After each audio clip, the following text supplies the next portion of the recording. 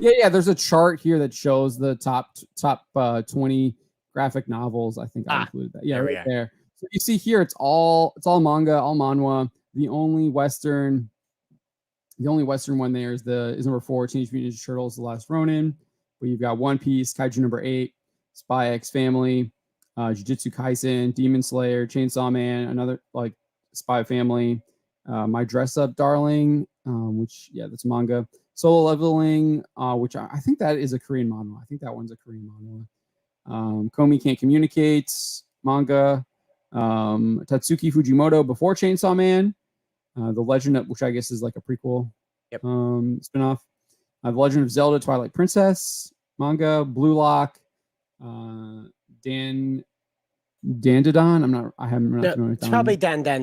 That's probably what it is. Dan. Or Dandadon. Oh, they missed it. You think there's a misspelling there? No, I think no. You could be right. Could be Dan Dadan. Yeah, Dan Dadan. Yep. Sorry, I saw Dan. Spy X Family, My Hero, Blue Lock, Demon Slayer, and Jujutsu Kaisen. So absolutely obliterating any kind of graphic novels from DC, Marvel, Image, Valiant. Again, the only one is a high-priced hardcover of Teenage Mutant Ninja Turtles: The Last Ronin. Pierrette says it's all manga. Save that one. Yeah, it's been that way. It's been that way for years now. I feel like we used to kind of cover this a little bit monthly, and it was just like, well, it's just manga just dominating, and a lot of times it's just all manga. There isn't even anything getting on there, and if there is a Western thing getting on there, it's usually like some kind of biography, collected edition, right? Well, Trade. No, it's usually a biography of like a politician or something like that. So you've got it's more than likely that there's a bunch of like nonprofits buying it up and just keeping it in a warehouse and not really and maybe even giving it away, and it's not actually like consumers are purchasing it, if that makes sense. And so you'll see stuff like that. Like the one guy, he was like he marched with Martin Luther King at Selma, I think, and I can't remember. He passed away a couple years ago, and that book's kind of was up there for a while a couple years ago. It was like a congressman or something like that. I can't remember his name right now. But either then way, I think there's stuff like that is usually what gets up there. You hardly ever see any kind of Batman graphic novel, even like the collected stuff. Like this Ronin is like an exception, obviously, and it's pretty much the only thing that's carrying IDW. If you've looked at their reports, they literally canned everyone, and except for the people that have been ruining their entire comic book line in the first place. But which is just bizarre. Clearly not realizing why their company is going down the drain. But this Teenage Mutant Ninja Turtles: The Last Ronin is pretty much the only thing that they've got going on, and it's a licensed property as well. Yep. So that's where we're at. Yeah. So this is the state of the comic book industry. We got Steve Orlando admitting the entire industry is struggling.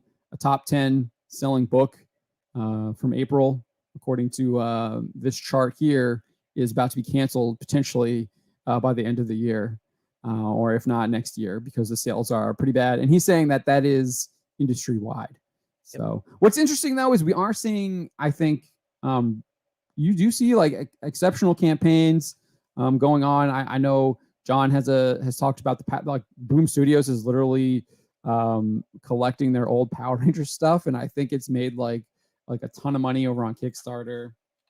Yeah, they put out the Shattered Grid collected edition that did I think either almost $1 million or $500,000, and then the 30th anniversary cleared $500,000 in the first day. So I imagine it's over it. Yeah, let me see here. Boom's actually done really good with a lot of these stuff. Here, let me see. 9 created. Yeah, they have Power Rangers 30th anniversary is that did you say that one? Why is it not telling me how much it made? What's going on here? Maybe it's tiny. Here it is. Power Rangers, a 30th anniversary comic book celebration, $676,000. Yeah. From less than 2,000 people. So they're doing really good money on these older collections that they're bringing back, that they've got the license to, and making really good money on them. So you're seeing stuff like this do well. Obviously, you can bring in Keanu Reeves, Berserker, and make a ton of money Berserker. off of that as well. So we're seeing some stuff like that, and I think Graham Nolan's doing pretty good on his Joe Frankenstein #2, and then I think Billy Tucci's doing good on his She stuff right now. I think those are like the two big campaigns I think that are going on right now. You're probably more tapped into that than I am, Cider. Which campaigns? Billy Tucci has a She campaign. Graham Yes. Nolan has the Joe Frankenstein Volume 2 campaign. Yep. Yeah. Is there any other big ones going on right now? Right now, no, not at the moment. Shane Davis is working on collecting signups for his next release, and John Malin is wrapping up Godlike for fulfillment. I believe right now there's a lot of what we call CG middle class. There's quite a few of those projects that are funding right now. But again, if you folks are interested in checking that out, there's a website called Fund My Comic. You can give it a look over there. If you're not able to find things on Indiegogo, stuff over there that is Comicsgate centered.